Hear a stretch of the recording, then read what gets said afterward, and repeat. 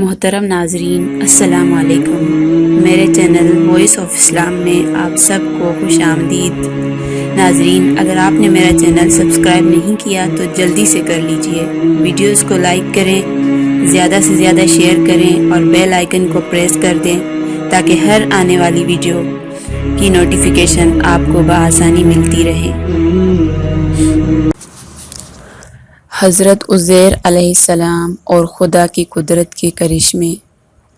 بنی اسرائیل جب خدا کی نافرمانی میں حد سے زیادہ بڑھ گئے تو خدا نے ان پر ایک ظالم بادشاہ کے بخت نصر کو مسلط کر دیا، جس نے بنی اسرائیل کو قتل کیا، گرفتار کیا اور تباہ کیا اور بیت المقدس کو برباد و ویران کر ڈالا۔ حضرت عزیر علیہ السلام ایک دن شہر میں تشریف لائے تو آپ نے شہر کی ویرانی اور بربادی کو دیکھا۔ تمام شہر میں پھرتے کسی شخص کو وہاں نہ پایا۔ شہر کی تمام عمارتوں کو محمد دیکھا۔ یہ منظر دیکھ کر آپ نے برائے تعجب فرمایا، یعنی اللہ اس شہر کی موت کے بعد اسے پھر کیسے زندہ فرمائے گا؟ آپ ایک دراز گوشت پر سوار تھے۔ آپ کے پاس ایک برتن کھجور اور ایک پیالہ انگور کے رس کا تھا۔ آپ نے اپنے دراز گوشت کو ایک درخت سے باندھا اور اس درخت کے نیچے آپ سو گئے۔ جب سو گئے تو خدا نے اسی حالت میں آپ کی روح قبض کر لی اور گدھا بھی مر گیا۔ اس واقعے کے 70 سال بعد اللہ تعالیٰ نے شاہان فارس میں سے ایک بادشاہ کو مسلط کیا اور وہ اپنی فوجیں لے کر بیت المقدس پہنچا اور اس کو پہلے سے بھی بہتر طریقے پر آباد کیا، اور بنی اسرائیل میں سے جو لوگ باقی رہے تھے خدا تعالیٰ انہیں پھر یہاں لایا اور وہ بیت المقدس اور اس کے نواح میں آباد ہوئے اور ان کی تعداد بڑھتی رہی۔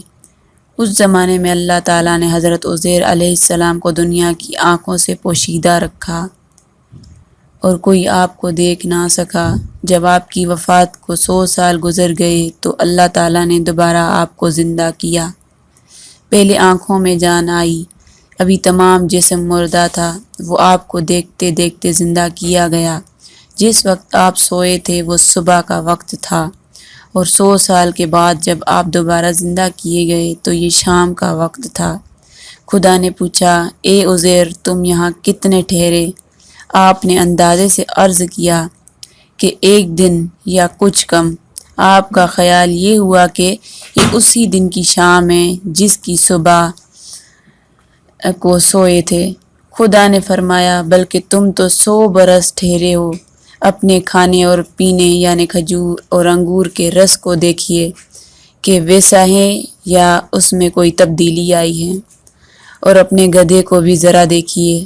آپ نے دیکھا تو وہ مرا ہوا اور گل چکا تھا، اعضاء اس کے بکھرے ہوئے اور ہڈیاں سفید چمک رہی تھی۔